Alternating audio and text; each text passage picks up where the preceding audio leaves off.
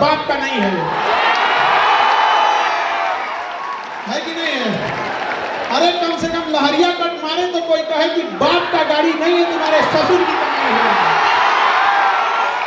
और आप ये चंपारण की धरती से कहते हैं कि इस मुहिम को यहाँ से फिर से चालू कीजिए कि जिस तरह महात्मा गांधी ने चंपारण के किसानों के लिए यहाँ के घटिया कानून को बदल दिया था, दहेज जैसे घटिया चीजों को उखाड़ फेंकिएगा आप लोग यहाँ पर। अब अपने हिम्मत, अपने हाथों, अपने हाथ में बाजुओं में इतनी ताकत रखिए। आप बिहारी हैं जी, जो चाहे कमा के लीजिएगा। क्या जरूरत है किसी की बेटी के बाप को ढका के उससे दहेज लेने की? और सामने से जब दहेज मिले तो ठुकरा के रख दीजिएगा। आप कहिएगा कि हमने इतना माँ बाप ने शिक्षा दिया है, अपने गुरुओं से इतना हमने आशीर्वाद प्राप्त किया है, और भुजाओं में इतनी ताकत है कि जो चाहे दिला सकते हैं। सम्मान से रखेंगे, चाहे एक ही रोटी खाएं, सूखी रोटी खाएं, लेकिन सब अपना सम्मान से समझौता नहीं करेंगे। हम सब के घर में आप देखिए, हम तो वो बदनसीब है जो हमारे घर में बहन नहीं है, तो हमें बड़ा ताना मारा जाता था कि बहन उसी को देता है ऊपर वाला जो उसे पालने की औकात रखता है। तो हमने क्या किया ना, रक्षाबंधन में दुनिया में सबसे ज्यादा राखी हमें बांधी जाती है, और हम खुशनसीब है कि पूरी दुनिया में हमसे ज्यादा राखी किसी को नहीं बांधी जाती होगी। और जब राखी बंधवा लेते हैं ना, तो वही राखी लेके उठता नहीं है हाथ, और छत पे जाते हैं जब अंधेरा हो जाता है तब, और उस ऊपर वाले की ओर देख के थोड़ा चिढ़ाते हैं, का हो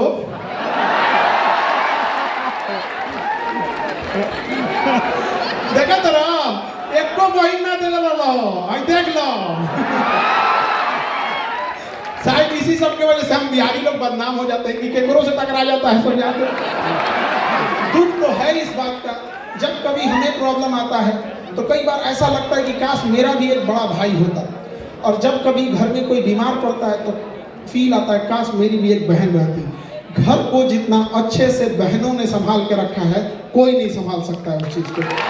और ये आप लड़के लोग को समझ में आएगा जब अपनी बहन की विदाई करोगे तब। विदाई करने के तुरंत बाद जब तुम विदाई करके लौटोगे घर में ना, तो घर की चार दीवारी पूछेगी कि इस घर को सजाने वाली को तो तुमने विदाई करके भेज दिया। तो इज्जत कर लो बाबू, जब तक घर में है वो लड़ेगी चाहे कुछ भी करेगी, लेकिन तुम्हारे लिए हमेशा खड़ी रहेगी तुम्हारे साथ यहाँ पर। तो हमेशा याद रखिएगा, अपने संस्कार का परिचय दीजिए।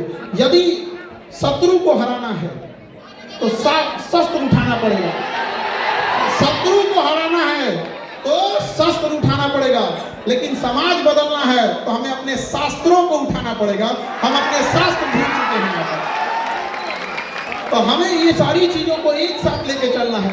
माता पिता के भरोसा को कभी मत तोड़िए। अभी हमने देख रहे थे कि यहाँ बहुत सारे बच्चे नशा जैसे खराब चीजों में उलझते जा रहे हैं। आप समझो बाबू, नशा कोई एक दिन में लगने वाली लत नहीं होती है।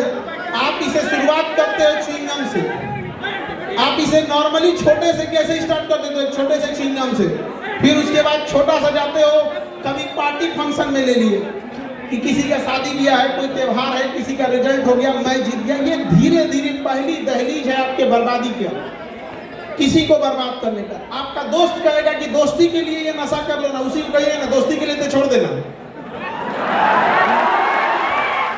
अब उस दोस्त को एक कप नाली का पानी उठा के दीजिएगा, कहेगा दोस्ती के लिए पी ले। याद रखिएगा, ऐसे दोस्त लोहे के में लगे उस जंग के समान होते हैं जो तब तक उस लोहे से चिपके रहते हैं जब तक उस लोहे का अस्तित्व न मिटा दें। ऐसे दोस्तों की जरूरत नहीं है। याद रखिएगा, बहुत ज्यादा गिनती के लिए मत रखिएगा। अरे दोस्त एक जैसा हो, एक ही